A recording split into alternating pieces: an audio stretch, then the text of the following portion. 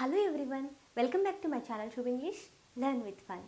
ఈరోజు మనం క్లాస్లో డబుల్ ఏజ్ క్వశ్చన్స్ గురించి తెలుసుకోబోతున్నాం. ఏదైనా ఒక లాంగ్వేజ్ తీసుకున్నాం అనుకోండి, ఆ లాంగ్వేజ్ మనకి ఎప్పుడు వస్తుందంటే we need to give answers for the questions as well as we need to ask questions. మనము ఒక భాషను ఎప్పుడు నేర్చుకుంటామంటే మనము ఏదైనా అడిగారనుకోండి మనల్ని, మనము దానికి ఆన్సర్ ఇవ్వగలగాలి. అదేవిధంగా మనం కూడా క్వశ్చన్స్ని అడగగలగాలి. అంటే అడిగే క్వశ్చన్స్కి ఆన్సర్స్ ఇవ్వడము ఎంత కష్టమో, అదేవిధంగా క్వశ్చన్స్ని ఫ్రేమ్ చేయడం కూడా కష్టమే. అంటే కష్టాన్ని మనం కష్టంగా ఫీల్ అవుతే నిజంగా కష్టంగానే ఉంటుంది, కానీ చాలా ఈజీ. కొన్ని రూల్స్ తెలుసుకున్నాం అనుకోండి, మనం ఈజీగా క్వశ్చన్స్ని ఫ్రేమ్ చేయొచ్చు. మరి ఒక లాంగ్వేజ్లో క్వశ్చన్స్ని అడగాలంటే మనకు అసలు ఏం తెలియాలి, ఏం నేర్చుకుంటే మనం ఈజీగా క్వశ్చన్స్ని అడగగలం, అదేవిధంగా క్వశ్చన్స్కి మనము ఆన్సర్స్ని కూడా చేయగలం. ఆ క్వశ్చన్స్కి ఆన్సర్స్ని ఎలా చేయగలమంటే మనము బాగా ప్రాక్టీస్ చేయడం వల్ల, ప్రతిరోజు వెకాబులరీని డెవలప్ చేసుకోవడం వల్ల మనం ఈజీగా ఆన్సర్స్ని చేయగలుగుతాము. In English language we have 2 types of questions. Those are double H questions and yes no type questions. 2 రకాల క్వశ్చన్స్ అనేటివి అడుగుతూ ఉంటాము.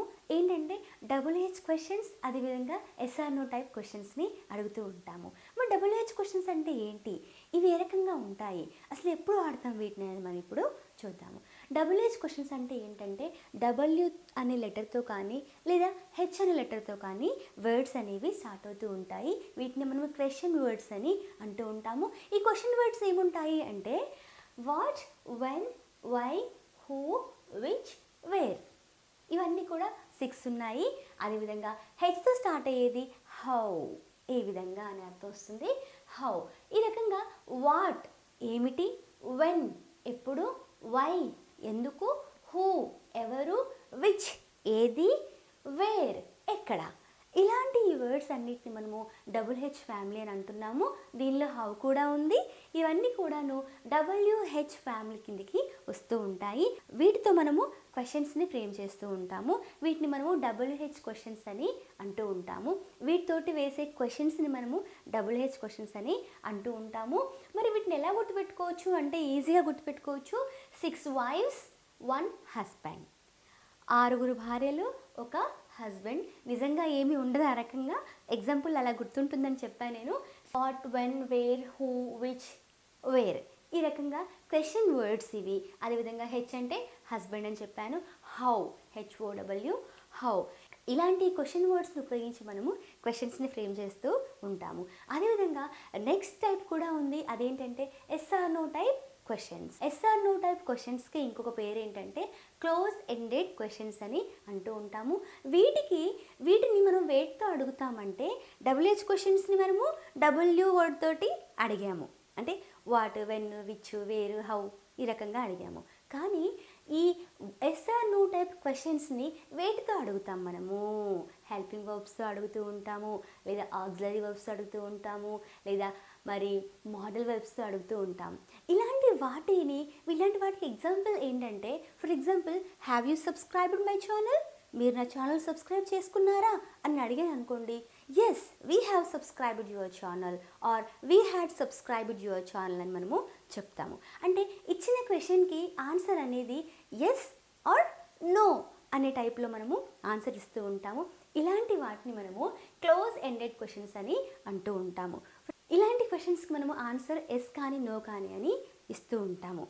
మరి రాము చెస్ ఆడతాడా, does Ramu play chess, Ramu chess ఆడతాడా అని అడిగాను. Yes Ramu does play chess,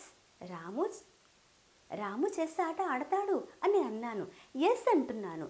Ramu chess ఆట ఆడడు అన్నాను అనుకోండి, no Ramu does not play chess, Ramu chess ఆట ఆడడు.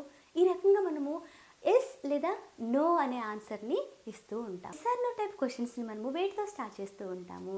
ఎస్/నో టైప్ క్వశ్చన్స్ని మనము హెల్పింగ్ వర్బ్స్తో కానీ మోడల్ వెబ్స్తో కానీ మనము స్టార్ట్ చేస్తూ ఉంటాము. Are you coming with me, నువ్వు నాతో వస్తున్నావా అని నేను అడిగాను అనుకోండి, ఎస్ ఐఎమ్ కమింగ్, నేను వస్తున్నానని చెప్పి అంటూ ఉంటాం. No I have a bigger fish to fry, I don't want to come with you. నాకు ఇప్పుడు చాలా అర్జెంట్ పనులు ఉన్నాయి, నేను నీతో రావడానికి కుదరదు ఇంకా నాకని నేను చెప్తూ ఉన్నాను. ఎస్ ఆర్ నో అని నేను అంటూ ఉన్నాను. ఇలాంటి సందర్భాల్లో మనము హెల్పింగ్ వర్బ్స్ తోటి మనము రాస్తూ ఉంటాం. వేటిని రాస్తూ ఉంటాము? Yes or no type questions మనము ఫ్రేమ్ చేస్తూ ఉంటాము. మరి డబుల్ హెచ్ క్వశ్చన్స్ని వేటితో ఫ్రేమ్ చేస్తూ ఉంటామంటే డబుల్ హెచ్ వర్డ్స్ తోటి ఫ్రేమ్ చేస్తూ ఉంటాము. మరి వీటికి ఇచ్చే ఆన్సర్స్ ఎలా ఉంటాయంటే వీటికి ఇచ్చే ఆన్సర్స్ అన్నీ కూడా డీటెయిల్గా ఆన్సర్ ఇవ్వాల్సిన అవసరం అనేది ఉంటూ ఉంది. Have you subscribed my channel అని అడిగాను అనుకోండి, yes we had subscribed your channel అని మనము ఆన్సర్ అన్నాము. అదేంటి? Yes or no type question. ఇప్పుడు మిమ్మల్ని ఒక క్వశ్చన్ అడిగాను అనుకోండి, డబుల్ హెచ్ క్వశ్చన్. ఈ క్వశ్చన్కి ఆన్సర్ అనేది డీటెయిల్గా ఇవ్వాల్సి వస్తుంది. అలాంటి ఆ క్వశ్చన్స్ని మనము డబుల్ హెచ్ క్వశ్చన్స్ అని అంటూ ఉంటాం. For example when did you subscribe my channel? నా ఛానల్ని ఎప్పుడు సబ్స్క్రైబ్ చేసుకున్నారు అంటే మీరు కొంత డీటెయిల్గా ఆన్సర్ ఇవ్వాల్సిన అవసరం అనేది ఉంటూ ఉంటుంది. For example do you know అని అన్నాను అనుకోండి, మీకు తెలుసా అంటే yes I know. Yes or no type question. Example మనం చూద్దాము. Does Ramu play chess? Ramu chess ఆడతాడా అని అన్నాను. ఆడతాడు అన్నాను అనుకోండి, రాము ప్లేస్ చెస్ అనొచ్చు, లేదా రాము డస్ ప్లే చెస్ అని అనొచ్చు. Do you no? మీకు తెలుసా? ఎస్ నాకు తెలుసు. నో ఐ డోంట్ నో నాకు తెలీదు. మరి ఇవేమవుతాయి? డస్ డూ అనేవి ఏమవుతాయి? ఇవి మనకు హెల్పింగ్ వర్బ్స్ అవుతాయి. ఇవి యాక్సిలరీస్. వీటి సహాయంతో మనము క్వశ్చన్స్ని ఫ్రేమ్ చేస్తున్నాం. ఇంతకుముందు మనం అనుకున్నాం కదా, ఏవి? ఈ ఎస్ఆర్ నో టైప్ క్వశ్చన్స్ ఏవైతే ఉన్నాయో ఇవి మనకు హెల్పింగ్ వర్బ్స్తో కానీ లేదా మోడల్ వర్బ్స్తో కానీ మనకు స్టార్ట్ అవుతూ ఉంటాయి. మరి క్వశ్చన్ వర్డ్స్ అయినటువంటి డబుల్ హెచ్ ఫ్యామిలీ వేటితో స్టార్ట్ అవుతూ ఉంటాయి? డబ్ల్యూ లెటర్తో కానీ హెచ్ లెటర్తో కానీ స్టార్ట్ అవుతూ ఉన్నాయి. మరి ఎస్ఆర్ నో టైప్ క్వశ్చన్కి మరి డబుల్ హెచ్ క్వశ్చన్కి తేడా ఏంటో ఇప్పుడు మనము చూద్దాము. ఏం లేదు, ఎస్ఆర్ నో టైప్ క్వశ్చన్కి ఆన్సర్ ఏ రకంగా ఉంటుందంటే ఆన్సర్ అనేది ఎస్ కానీ నో కానీ అని మనము చెప్పేస్తాం. కానీ డబుల్ హెచ్ క్వశ్చన్కి ఆన్సర్ అనేది మనము డీటెయిల్గా ఇవ్వాల్సి వస్తుంది. ఫర్ ఎగ్జాంపుల్ మనం చూద్దాము. What does Ravi play? Ravi ఏం ఆట ఆడతాడు అని నేను అడుగుతున్నాను. అప్పుడు రవి ప్లేస్ ఏదైనా చెప్పొచ్చు మనం. అదేవిధంగా why does Ravi play? Ravi ఎందుకు ఆడతాడు అంటే మనం డీటెయిల్గా ఆన్సర్ ఇవ్వాలి. దేనిలో? డబుల్ హెచ్ క్వశ్చన్స్లో మనము ఆన్సర్ని డీటెయిల్గా ఇవ్వాలి. ఈ రకంగా మనము డబుల్ హెచ్ క్వశ్చన్స్కి మనము రాస్తూ ఉంటాము. Why does Ravi play? ఎందుకు రవి ఆట ఆడతాడు అని అడిగాను. అదేవిధంగా వాట్ డూ యూ నో? మీకు ఏమేం తెలుసు అన్నప్పుడు మీకు ఏమేం తెలుసో ఇంత పెద్ద భారతాన్ని మనము రాస్తూ ఉంటాం. నాకు ఇది తెలుసు అది తెలుసు అని చెప్పి మనము డీటెయిల్గా చెప్తూ ఉంటాం. ఒక్క విషయం మనం చెప్పం కదా. అలాగే ఏం తింటావు అంటే what do you eat, what do you wear, what do you like, what do you want. ఈ రకంగా మనము ఏదైనా మనం అడగొచ్చు. అలాగా డబుల్ హెచ్ క్వశ్చన్స్ తోటి మనము క్వశ్చన్స్ అడిగామనుకోండి, మనం ఆన్సర్ అనేది డీటెయిల్గా ఇస్తూ ఉంటాం. ఆన్సర్ని కొంచెం పెద్దగా వివరిస్తూ ఉంటాం. ఇలాంటి క్వశ్చన్స్ని మనము డబుల్ హెచ్ క్వశ్చన్స్ అని అంటూ ఉంటాం. మరి ఈ డబుల్ హెచ్ ఫ్యామిలీలో ఎన్ని రకాలుగా ఉన్నాయంటే ఇంతకుముందు అనుకున్నాం కదా 6 వైఫ్స్ అని.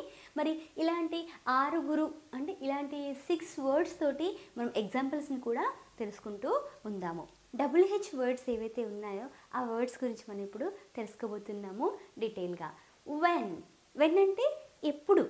ఎప్పుడు మీన్స్ దేన్ని తెలుపుతుంది? ఎప్పుడు అనగానే టైంనే తెలుపుతుంది. టైంని మనం తెలపాలనుకున్నప్పుడు మనము వెన్ని వాడుతూ ఉంటాము. For example when is the next class ఎప్పుడు అని నేను అడుగుతూ ఉన్నాను. When do you celebrate your birthday? నీ యొక్క బర్త్డే నువ్వు ఎప్పుడు సెలబ్రేట్ చేసుకుంటావు అని నేను అడుగుతూ ఉన్నాను. When will you go? ఎప్పుడు నువ్వు వెళ్తావు? నువ్వు ఎప్పుడు వెళ్తావు అని నేను అడుగుతూ ఉన్నాను. ఈ రకంగా ఎప్పుడు వెళ్తావు అని చెప్పే ఈ టైమింగ్ గురించి మనం తెలిపినప్పుడు మనము వెన్ని వాడుతూ ఉన్నాము. నెక్స్ట్ వచ్చేసి వే మీన్స్ ఎక్కడ మీన్స్ ప్లేస్ గురించి మనం తెలుపుతూ ఉంటాము.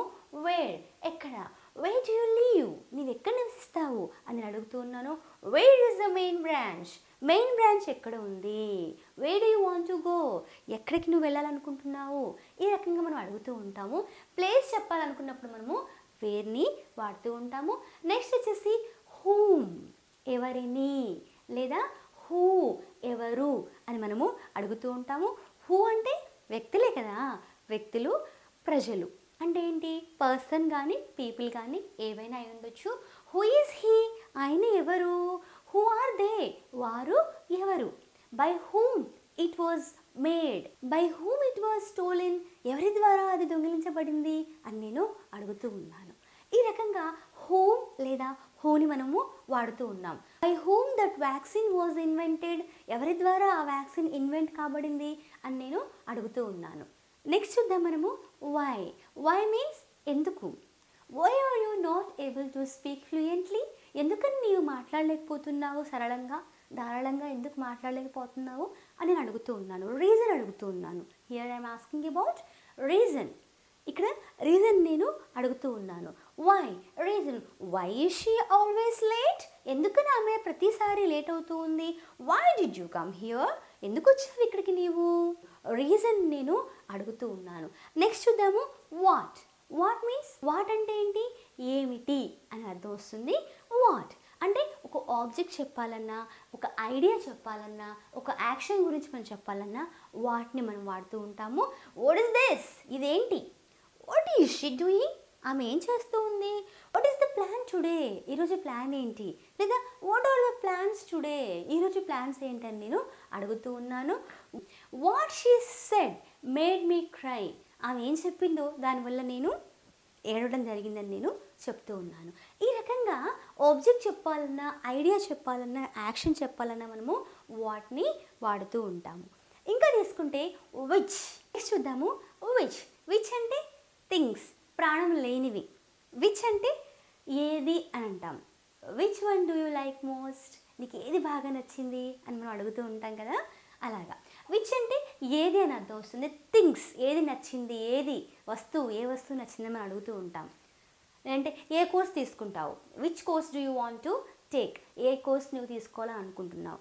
Which course you gonna take, ఏ కోర్స్ నువ్వు తీసుకోవాలని అనుకుంటున్నావు, అలాగా.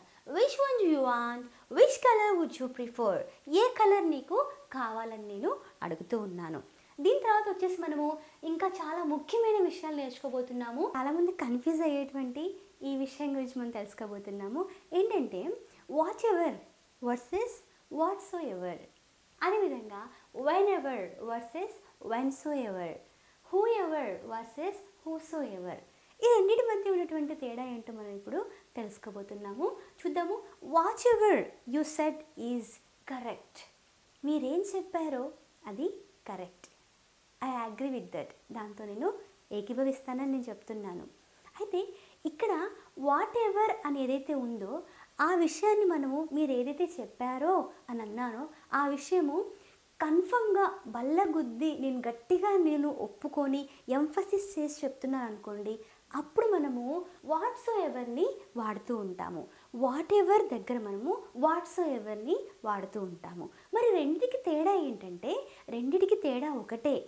ఏదైతే మీరు చెప్పారో అది కరెక్ట్ అని నేను అన్నాను అనుకోండి, what ever you said that is the correct one అని అన్నాను అనుకోండి, ఓకే, ఎంఫసిస్ ఏం చేయట్లేదు. కానీ మీరు చెప్పింది అది పక్కా కరెక్ట్ అని నేను గట్టిగా ఎంఫసిస్ చేసి చెప్తున్నాను అనుకోండి, అప్పుడు what so ever you said I completely agree with that, దాంతో నేను కంప్లీట్గా ఏకీభవిస్తున్నానని నేను చెప్తూ ఉంటాను. Whatever you have is mine, ఏదైతే నీవు కలిగి ఉన్నావో అది నాదే అని నేను అన్నాను. కానీ గట్టిగా నేను బల్లగుద్ది చెప్పాను, గట్టిగా దాన్ని ఎంఫసిస్ చేసి చెప్పినప్పుడు, ఈ రకంగా ఎంఫసిస్ చేసి చెప్పినప్పుడు మనము గట్టిగా దాన్ని నేను చెప్పినప్పుడు మనం ఏమంటామంటే వాట్ సో ఎవర్ అని అంటూ ఉంటాము. వాట్ ఎవర్కి వాట్ సో ఎవర్కి ఇదే చిన్న తేడా, ఏమీ లేదు. దాన్ని మనం ఎంఫసిస్ చేసి చెప్పినప్పుడు వాట్ సో ఎవర్ అని అంటూ ఉంటాము. What so ever you have is mine, ఏదైతే నువ్వు కలిగి ఉన్నావో అది నాదే అని నేను గట్టిగా చెప్పినప్పుడు what so ever you have is mine, ఏదైతే నీవు కలిగి ఉన్నావో అదంతా నాదే అని చెప్పి నేను అంటున్నాను. Whenever versus whensoever. Whenever you come here you need to meet me, నీవు ఇక్కడికి వచ్చినప్పుడు నువ్వు నన్ను కలవాలని నేను అంటున్నాను, నువ్వు తప్పకుండా నన్ను కలవాలి అని అన్నప్పుడు when so ever you come అని మనము అంటూ ఉంటాం. నువ్వు తప్పకుండా నన్ను కలవాలన్నప్పుడు when so ever you come you need to meet me, నువ్వు వచ్చినప్పుడు తప్పకుండా నన్ను నీవు కలవాలని నేను అంటున్నాను. Whenever you come here meet me, నువ్వు వచ్చినప్పుడు నన్ను కలవాలని నేను అంటున్నాను, ఎంఫసిస్ ఏం చేయలేదు. ఎంఫసిస్ చేసి చెప్పినప్పుడు when so ever you come here you need to meet me, నువ్వు నన్ను తప్పకుండా కలవాలని నేను అంటున్నాను. నెక్స్ట్ చూద్దాము whoever versus who so ever. Whoever అంటే ఎవరైతే. Whoever is there come here. ఎవరైతే అక్కడ ఉన్నారో ఇక్కడికి రండి అని నేను అన్నాను. ఎవరైతే అక్కడ ఉన్నారో వారు తప్పకుండా ఇక్కడికి రావాలని అన్నప్పుడు whosoever is there come here. అక్కడ ఎవరైతే ఉన్నారో వారు తప్పకుండా ఇక్కడికి రండి అని నేను చెప్తూ ఉన్నాను. ఈ రకంగా ఒక దాని గురించి గట్టిగా మనం ఎంఫసిస్ చేసి చెప్పినప్పుడు, బల్లగుద్ది చెప్పినప్పుడు మనము హూసో ఎవర్, వెన్సో ఎవర్, వాట్సో ఎవర్ని మనం వాడుతూ ఉంటాము instead of what ever, when ever, who ever. H తోటి హౌ, హస్బెండ్ అని అనుకున్నాం మనము. హౌ, హౌ అంటే ఏంటి? ఏ విధంగా. ఈ ఏ విధంగా అన్న దగ్గర మనము హౌ ఎలా, ఏ విధంగా, హౌ మచ్ ఎంత, హౌ మెనీ ఎన్ని, హౌ లాంగ్ డ్యూరేషన్, అదేవిధంగా హౌ ఫార్ ఎంత దూరం. ఈ రకంగా చాలా అర్థాలు ఉన్నాయి. ఒక్కొక్క దానికి ఒక్కొక్క ఎగ్జాంపుల్ మనము తెలుసుకుందాం. ఫస్ట్ వచ్చేసి హౌ, ఎలా. How did you come here, ఎలా వచ్చావు ఇక్కడికి? ఆన్ ఫుట్ లేదా బై వాక్, బై బస్. ఈ రకంగా మనం చెప్తూ ఉంటాము. చూద్దాం. మేనర్ చెప్పినప్పుడు మెథడ్ ఆఫ్ డూయింగ్ సంథింగ్, నువ్వు దాన్ని ఎలా చేసావు? How did you do that, how did you make it, దాన్ని నువ్వు ఎలా తయారు చేసావు? హౌ డిడ్ యూ మేక్, దాన్ని ఎలా చేసావు? How did you do that, దాన్ని నువ్వు ఎలా చేసావు అని నేను అన్నప్పుడు. How did you come here, ఎలా వచ్చావు నువ్వు ఇక్కడికి అని నేను క్వశ్చన్ని అడిగినప్పుడు. తర్వాత హౌ మచ్, ఒక దాని ధర ఎంత అని అడిగాను. ఎంత నీవు పే చేసావు అని అన్నాడు అనుకోండి ఈ డ్రెస్కి. How much did you pay for this dress, ఈ డ్రెస్కి నీవు ఎంత పే చేసావని నేను అడుగుతూ ఉన్నాను. ఇలాంటిది ఈ హౌ మచ్ని ఎప్పుడు వాడతామంటే అన్కౌంటబుల్ నౌన్స్ లేదా నాన్ కౌంటబుల్ నౌన్స్.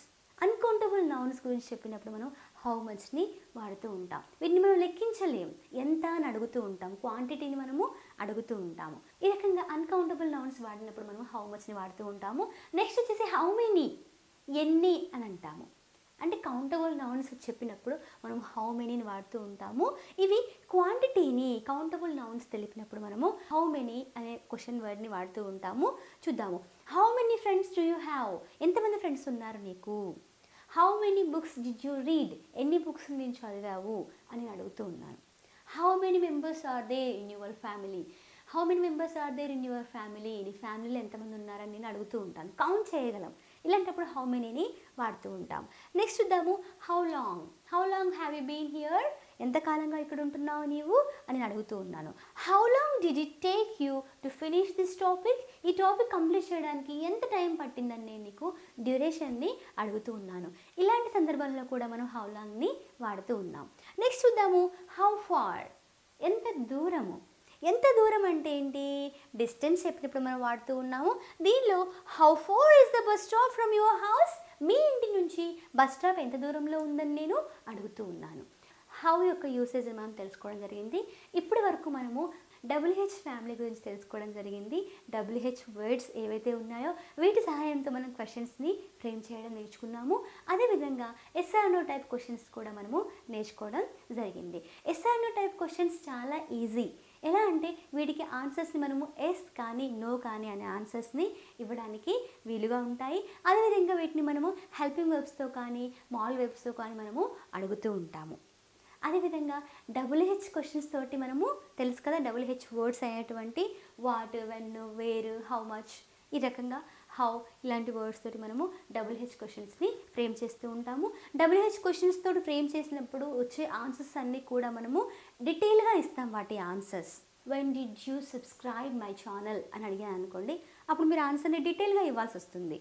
అదే మీరు ఛానల్ సబ్స్క్రైబ్ చేసుకున్నారా అని అడిగాను అనుకోండి, have you subscribed our channel, మన ఛానల్ని మీరు సబ్స్క్రైబ్ చేసుకున్నారా అన్నప్పుడు ఎస్ వీ సబ్స్క్రైబ్డ్, మేము సబ్స్క్రైబ్ చేసుకున్నాము అని అన్నాం అనుకోండి, అప్పుడు ఎస్ అనే ఆన్సర్ని మనము ఇస్తూ ఉంటాము. ఈ రకంగా SR/NO టైప్ క్వశ్చన్స్ నేర్చుకున్నాము. అదేవిధంగా WH క్వశ్చన్స్ని మనము నేర్చుకోవడం జరిగింది.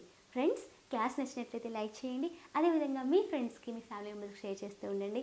కొత్తగా చూస్తున్న ఫ్రెండ్స్ ఎవరైతే ఉన్నారో తప్పకుండా సబ్స్క్రైబ్ అవ్వండి. అదేవిధంగా పక్కన ఉన్నటువంటి బెల్ ఐకాన్ క్లిక్ చేయడం మర్చిపోవద్దు. Thank you so much for watching. Bye friends.